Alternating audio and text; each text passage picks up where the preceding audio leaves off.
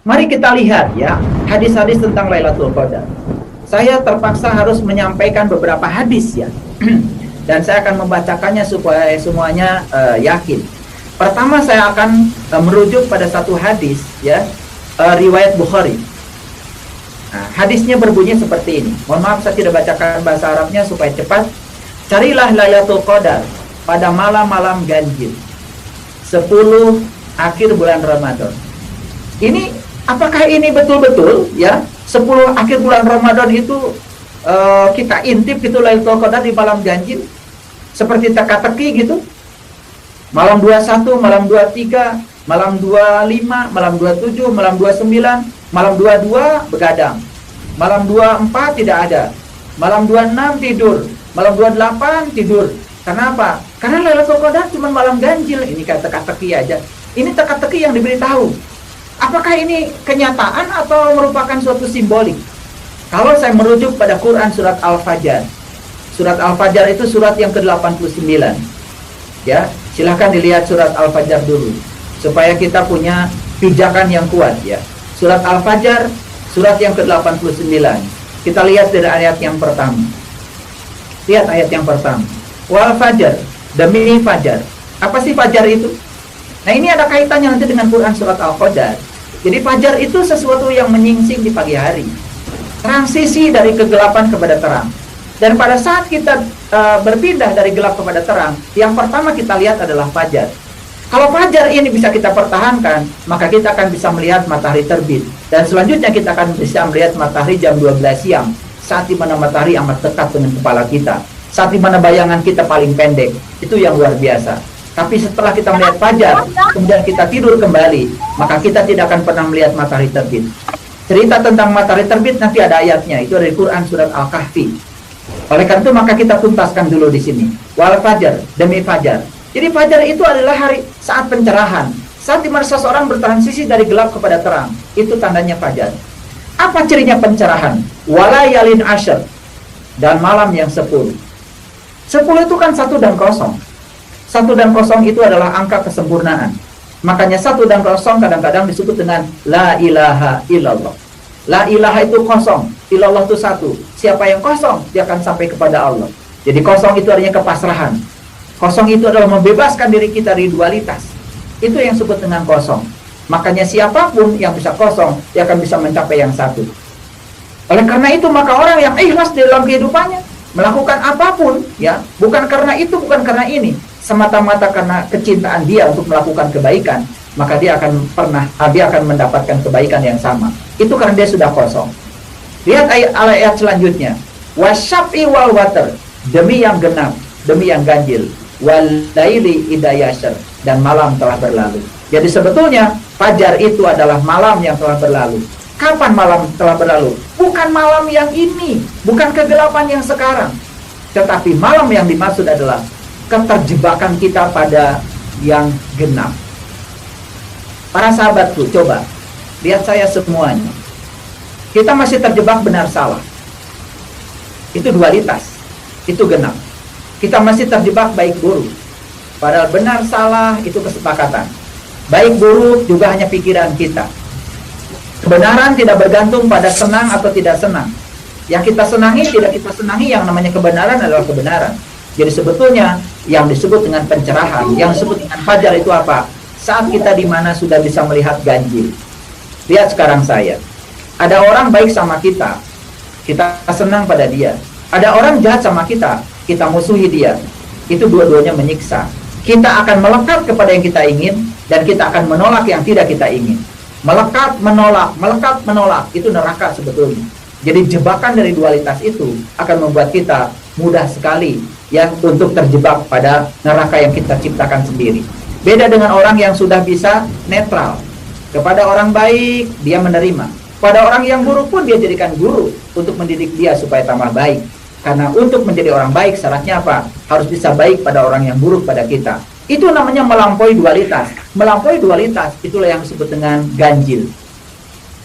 Luar biasa ya. Jadi sebetulnya fajar itu adalah saat kita bertransisi dari kegelapan kepada terang, di mana kita sudah tidak terjebak oleh dualitas, masuk pada yang disebut dengan keganjilan. Makanya apapun yang terjadi dianggap dilihat dari satu sudut pandang Tuhan. Lihat orang yang terjebak oleh dualitas. Ketika gunung meletus, kemudian dia mau panen tidak jadi karena dia rugi, dia sebut musibah di satu sisi. Tapi nanti ketika gunung itu sudah memberikan mineral yang luar biasa, nanam apapun menjadi subur, dia bilang berkah. Kata Allah, dulu lu bilang musibah, sekarang lu bilang berkah. Itu kan jebakan dualitas. Hari ini kita bilang musibah, besok kita bilang berkah. Padahal bagi orang yang sadar, tidak ada musibah, tidak ada berkah.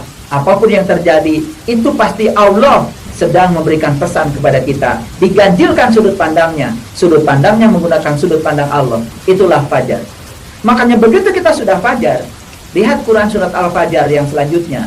Ayat 27, ayat 28, ayat 29. Indah sekali sampai ayat 30.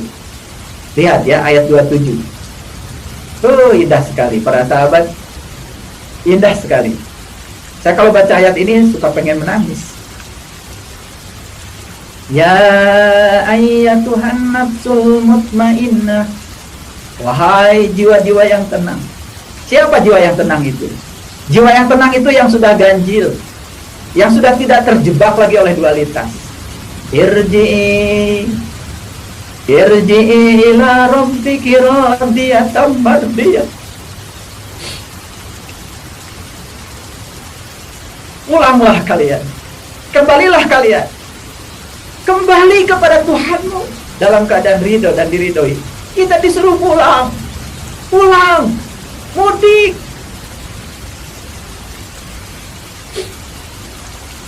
Saya kalau baca ayat ini seperti tidak tahan. Kalau kita sudah bisa mengalami fajar yang sesungguhnya, kita akan merasakan betapa tenteramnya kehidupan ini. Karena kita tidak terjebak lagi. Tidak terjebak lagi oleh dualitas. Tidak terjebak lagi oleh siang malam. Kita sudah bisa memitrakan semuanya.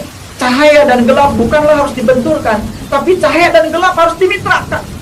Karena kita tidak mungkin bisa melihat bintang di siang hari, dan kita baru bisa melihat bintang di malam hari. Justru pada saat kegelapan sudah ada. Gelap membantu kita untuk melihat terang. Jadi gelap dan terang jangan dibenturkan lagi. Jangan dibenturkan lagi, biarkan dia bermitra. Dan ketika kita sudah bisa memitrakan dua hal yang berlawanan, itulah sudah yang disebut dengan fajar. Dan selanjutnya kita akan bisa lihat matahari terbit, dan selanjutnya kita akan menyaksikan matahari yang terang benderang. Itu yang dinyatakan oleh Nabi Ibrahim dalam pencariannya. Ketika aku menemukan matahari yang lebih besar, maka dia membebaskan diri dari dosa syirik. Luar biasa, diabadikan dalam Quran surat Al-An'am. Terlalu luas barangkali kajian saya, maka saya tidak mau untuk membuka itu. Biarkan nanti di kajian yang selanjutnya. Ya ayat Tuhan nafsul mutmainnah, irji'i ila rabbiki radiyatan mardiyah, fadkhuli fi ibadi. Masuklah ke dalam rangkulanku, wahai hambaku. Masuklah ke dalam rangkulanku, wadkhuli jannati, dan masuklah kau ke dalam surgaku. Jadi surga itu bisa dirasakan di sini, saat ini, sekarang. Seperti yang dinyatakan dalam Quran surat Hud ayat 106, 107, 108. Fa ammal ladzina syaqu fa finnar lahum fiha zafirun wa saikun. Jadi surga dan neraka itu tempat di mana kita masih bernapas. Saya kira itu bisa dilihat nanti ya di Quran surat Hud ayat 105, 106, 107, 108. Indah sekali. Nah, di sini di ayat 106. Fa amal ladina syaqu fa finnar lahum fiha zafirun wa saikun khalidina fiha madamatis samawati wal ard. Bahkan surga dan neraka itu ada pada saat bumi dan langit masih tegak. Itulah dinyatakan di ayat ini. Luar biasa para sahabat. Silakan dicatat saja karena waktu saya sangat terbatas, karena banyak sekali yang harus saya jelaskan malam ini. Baik, kita masuk lagi pada Lailatul Qadar. Jadi ya, hadisnya tadi apa? Carilah Lailatul Qadar di malam ganjil. Jadi bukan sekedar ngitung, oh ini ganjil nih sholat, ini genap gak sholat, ini ganjil nih tahajud, ini genap gak. Saya kira bukan begitu. Masa begitu? Masa Allah hadir kemudian Allah tidak hadir, malam ganjil Allah datang, malam genap Allah nggak datang? Masa begitu? Masa begitu? Ibadah ya ibadah saja. Nggak usah dihitung, ini ganjil apa genap, ngitung-ngitung aja. Oh ini genap, saya nggak ganjil, saya mau main gapleh aja. Besoklah ganjil, saya baru akan ke masjid. Masa begitu? Jadi yang dimaksud di ayat ini adalah ibadah, ya silahkan saja. Teruskan tiap malam, nggak usah bergantung pada waktu. Tetapi ganjilkan sudut pandang. Ganjilkan sudut pandang. Dan siapa yang sudah bisa mengganjilkan sudut pandang, dia akan mendapatkan fajar. Itulah yang disebut dengan Lailatul Qadar. Makanya kita lihat ayat-ayat hadis-hadis berikutnya. Saya akan membacakan satu hadis yang disampaikan dari Ubay radhiyallahu an. Jadi beliau mengatakan begini, Lailatul Qadar itu matahari terbit tidak menyilaukan. Jadi kalau Lailatul Qadar ini ya sering diartikan khairum min alfi syahr, ya, lebih baik dari 1000 bulan. Yang dimaksud dengan 1000 bulan itu adalah jangka waktu. Menurut saya tidak tepat kalau dikaitkan dengan hadis dari Ubay ini. Karena yang dimaksud bulan di sini adalah bukan waktu, tapi memang bulan. Ada hadis riwayat Bukhari nomor 2003 ya, dari kumpulan hadis Bukhari. Ketika Rasulullah sedang bersama dengan para sahabat, pada saat itu Rasulullah bersabda, kelak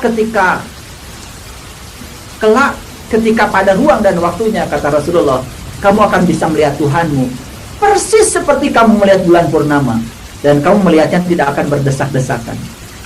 Jadi ini cerita tentang cahaya sebenarnya, cerita tentang sesuatu yang terang benderang. Saya akan sampaikan lagi satu hadis yang disampaikan oleh Abu Hurairah. Jadi pada saat itu Abu Hurairah dan para sahabat sedang dekat dengan Rasulullah. Dan saat itu Rasulullah ya sedang berbicara tentang, para sahabat sedang berbicara Lailatul Qadar. Dan apa yang terucap dari mulutnya Rasulullah? Ini saya sampaikan dari Abu Hurairah. Ini dalam hadis riwayat riwayat Muslim ya. Ya, jadi dari Abu Hurairah begini kata-katanya. Siapa di antara kalian yang masih ingat ketika terbit bulan? Itu ada pertanyaan seperti itu. Siapa di antara kalian yang masih ingat ketika terbit bulan?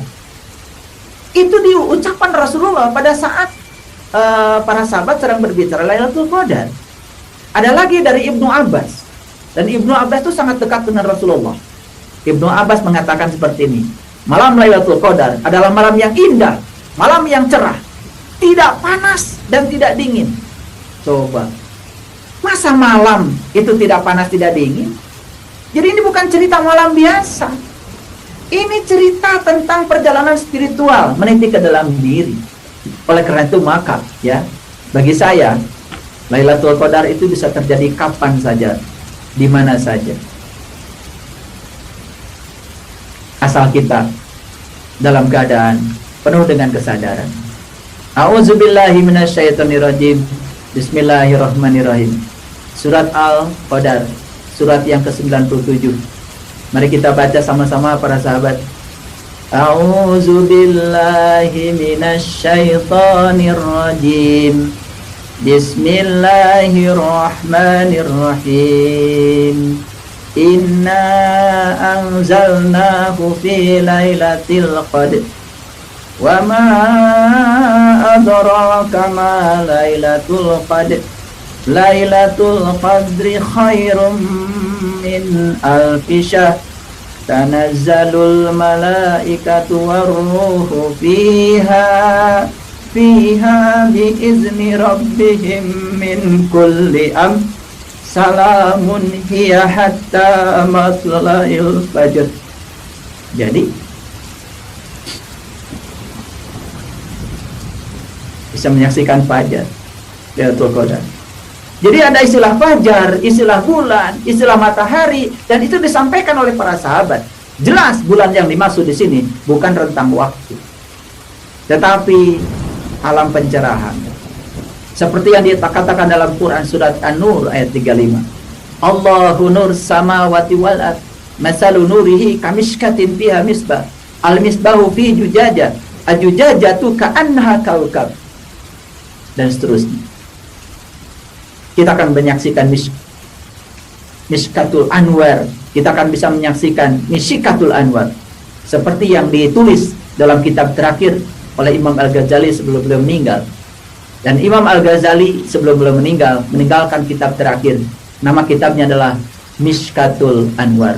yang diterjemahkan dalam bahasa Indonesia menjadi relung-relung cahaya.